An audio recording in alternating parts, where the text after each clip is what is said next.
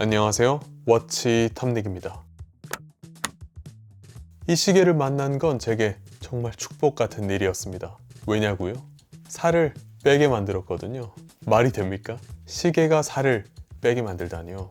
앞뒤가 좀 안 맞는 말 같죠?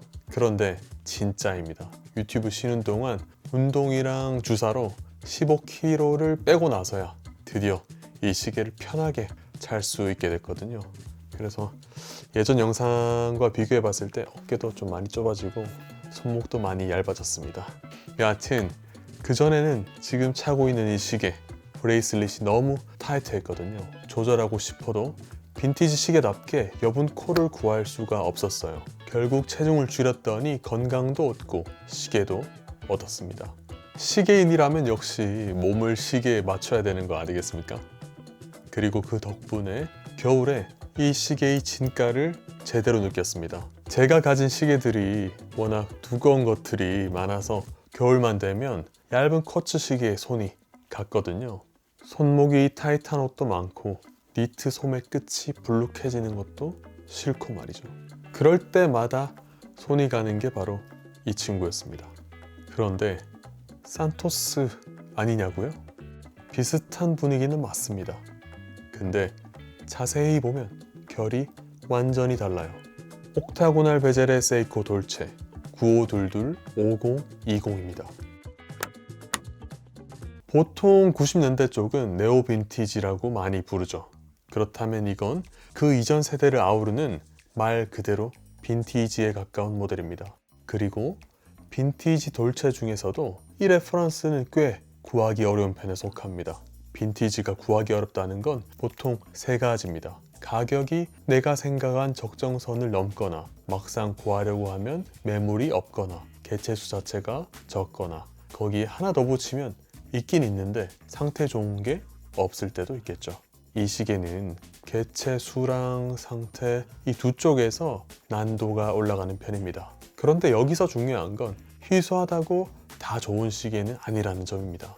희소성은 분명 가치에 영향을 줍니다. 하지만 희소성만으로는 오래 못 가죠. 빈티지 시장에 오래 떠다니는 시계들이 매우 많습니다. 누군가 다시 의미를 부여하고 다시 봐주기 전까지는 그냥 식은 수처럼 남아있는 경우도 많습니다. 결국 오래 살아남는 건 브랜드 파워와 디자인 이 두 가지입니다. 그리고 이 시계는 여기에 하나가 더 있어요. 제가 이걸 구매한 결정적인 이유죠. 바로 소재입니다. 그 얘기는 조금 뒤에 하고 먼저 이 시계가 왜 예쁜지부터 한번 보겠습니다.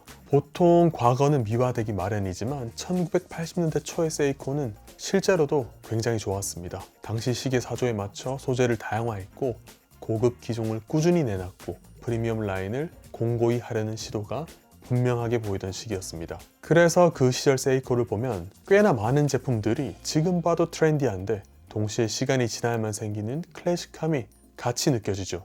저는 이게 빈티지의 제일 큰 재미라고 봅니다.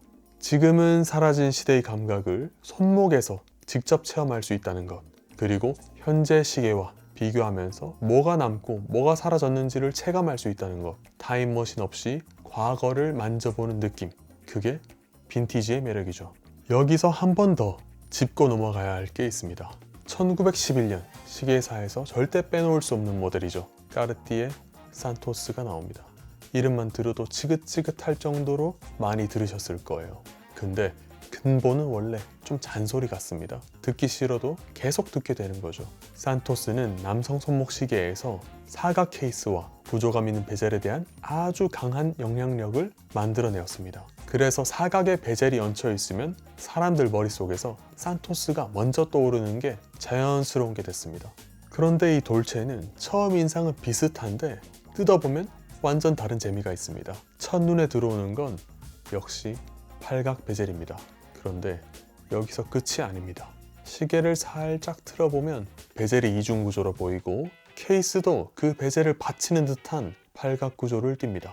여기까지는 그냥 구조 설명 같죠. 저도 처음엔 그랬습니다. 예쁘다는 건 알겠는데 왜 예쁘게 보이는지 설명이 잘 안 됐어요.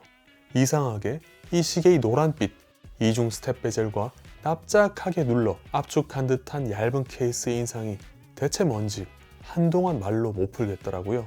그런데 어느 순간 딱 보였습니다. 아, 이거 창호구나. 설을 세고 오니 보였습니다. 저는 이 시계에서 우리 전통 창호의 고전적인 미감을 봤습니다. 할아버지 집이나 전통 가옥에서 느껴지는 그 정갈한 선, 질서감, 그리고 묘하게 따뜻한 분위기. 이 시계는 차가운 스틸로 만들어졌는데도 그 감각을 줍니다. 그래서 저는 이 시계가 금속인데도 온기가 있다고 느낍니다. 그 온기를 만드는데 큰 역할을 하는 게 스텝 베젤 구조입니다. 특히 금 도금으로 올라간 1단 베이스가 재밌습니다. 자칫하면 러기드하게 보일 수 있는 일체형 케이스의 인상을 살짝 눌러주면서 전체를 고급스럽게 정리해줍니다. 마치 식탁 위에 놓인 노수저처럼 은은한 따뜻함을 한 겹 얹어주는 느낌인 거죠. 이게 돌체라는 이름이 잘 어울리는 지점이기도 합니다. 케이스 라인도 완전히 직선이 아닌 아주 미세하게 곡선을 줘서 자태를 우아하게 만듭니다. 빛 받는 각도에 따라선 라인이 살짝 눌려 보이기도 해서 순간적으로 블랙 코팅이 된 것처럼 느껴질 때도 있습니다. 위아래로 부드럽게 꺾이는 케이스 라인도 그렇고 전체 비례도 그렇고 굉장히 절제된 모습입니다. 거기에 얇은 금색 도피 렌즈와 바 인덱스가 들어가죠. 이게 좀 또 절묘합니다. 창틀 쪽으로 빛이 비쳐 들어오는 것처럼 보이거든요. 그래서 전체 조합이 클래식한데 답답하진 않습니다. 과시하는 디자인이 아니라 정리된 디자인. 저는 이게 이 시계의 핵심 미감이라고 봅니다. 그리고 이 시계에서 절대 빼면 안 되는 게 브레이슬릿입니다. 빈티지 시계는 헤드만 보고 판단하면 놓치는 게 때로는 있습니다. 특히 세이코는 재치 브레이슬릿까지 살아있어야 인상이 완성되는 경우가 꽤 있습니다. 이 모델도 딱 그렇습니다. 살짝 묵직하고 단단한 질감이 느껴집니다. 딱 손에 쥐면 이건 급이 다르구나 싶습니다. 그리고 착용감도 꽤 신경 쓴 티가 나죠. 브레이슬릿 시계는 타이트하게 차지 않으면 손목에서 위아래로 조금씩 움직이거나 한 번씩 털어줄 일이 생기죠. 그때 불편하면 생각보다 금방 손이 안 갑니다. 그런데 이 브레이슬릿은 한쪽 부분 양끝 마감을 사선 처리를 통해 매끈하게 내었고 중간 연결 부위도 그냥 둥글게만 처리한 게 아니라 아래쪽을 살짝 플랫하게 정리해뒀습니다. 접착면도 그에 맞게 성형되어 있어서 착용감이 좋고 움직임도 부드럽습니다. 털집힘 같은 불쾌한 느낌이 나오기 어려운 구조예요. 이건 실제로 차봐야 더 잘 느껴지는 장점입니다. 그리고 드레스워치다운 테이퍼드 마감까지 꽤 고급스러움을 표현한 느낌이죠. 보시다시피 전체 피니싱은 무광으로 정리해뒀고 베젤과 브레이슬릿 링크는 폴리싱으로 반짝입니다. 표현을 과하게 하지 않으면서도 어디를 봐야 하는지 정확히 알려주는 방식이죠. 세이코 빈티지를 보면 이런 오밀조밀함은 확실히 좀 치는 경향이 있습니다. 자, 여기까지가 디자인 이야기였다면 이제 이 시계의 또 다른 핵심인 소재입니다. 오늘 꽤 길죠? 여기 케이스백을 보면 스테인리스 스틸 SGP SHA 베젤이라고 적혀 있습니다. 요즘과는 다른 방식으로 직관적으로 소재에 대해 이야기합니다. 이 시계가 어떤 포인트를 내세우는지 케이스백에 그냥 써놨죠. 저는 이 시대의 솔직함이 좋습니다. 마치 카시오 아날로그에 WR을 크게 적어놓는 감성처럼 기능과 포인트를 숨기지 않습니다. 이 표기를 풀어보면 케이스는 스틸이고 베젤은 SGP와 SHA 조합임을 이해할 수 있습니다. 즉, 전부 같은 재질이 아니라 부위마다 역할을 나눠서 재질을 다르게 가져간 거죠. 그럼 왜 하필 베젤일까요? 베젤 윗면은 시계에서 제일 먼저 스크래치가 몰리는 자리입니다. 책상, 모서리나 벽, 문짝, 소매 단추, 생활 흠집이 제일 빨리 쌓이는 부분이죠. 자료마다 표현은 조금씩 다르지만 SHA는 일반 스틸보다 더 단단한 고경도 재질로 설명되는 경우가 많습니다. 그러니까 이건 그냥 장식이 아니죠. 마모를 늦추고 표면을 오래 유지하려는 설계 의도가 있습니다. 거기다 재질을 다르게 쓰면 광택의 성격도 달라집니다. 그래서 베젤이 일반 스틸과는 다른 빛을 내죠. 그리고 그 느낌이 오래 유지되도록 방향을 잡은 거죠. 결국 이건 보급형과 상위 라인을 가르는 방식입니다. 멀리서 보면 비슷한 시계처럼 보여도 오래 쓰고 오래 볼수록 차이가 드러나는 방식.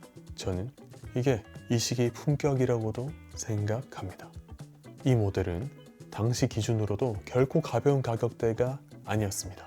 카탈로그에 8만 엔으로 알려져 있는데 정확한 환산은 기준에 따라 달라지니까 단정하기 어렵지만 지금 감각으로 옮겨와도 충분히 고가 라인의 무게감이 느껴지는 시계입니다.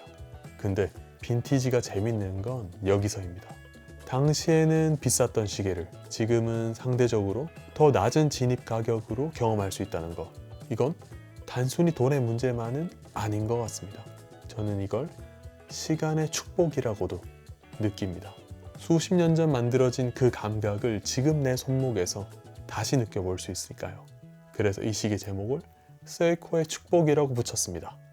오랜만에 시계 리뷰를 하다 보니 굉장히 길어졌습니다. 근데 뭐 어쩔 수 없나 봅니다. 좋은 시계는 자꾸 말하게 되거든요. 그럼 다음에 뵙겠습니다. 워치탐닉이었습니다.